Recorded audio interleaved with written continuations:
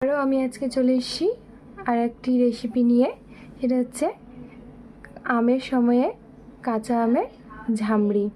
এই যে এখানে আমগুলো দেখে নিন, এরপরে আমগুলো ধুয়ে আমরা সুন্দর করে এইভাবে চোকা ছাড়িয়ে আস্তে আস্তে সুন্দর করে কেটে নিতে হবে।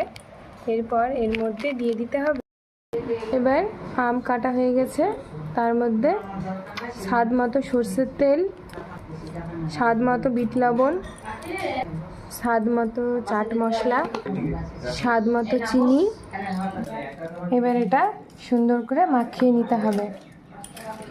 তারপর বাটিতে বাটিতে করে পরিবেশন করতে হবে। এটা খেয়ে দেখবেন, খেতে খুব সুন্দর এবং টেস্টি। কমেন্টে জানাবেন যে কেমন লাগলো খেতে। ধন্যবাদ। আরও আমি আজকে চলে এসেছি আর একটি রেসিপি নিয়ে।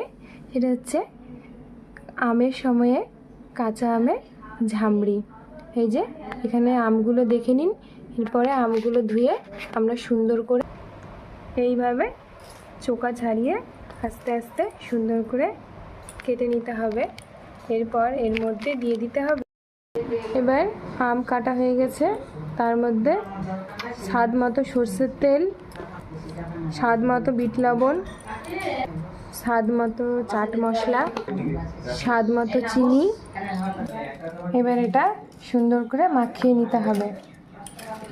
তারপর বাটিতে বাটিতে করে পরিবেশন করতে হবে। এটা খেয়ে দেখবেন, খেতে খুব সুন্দর এবং টেস্টি। কমেন্টে জানাবেন যে কেমন লাগলো খেতে। ধন্যবাদ।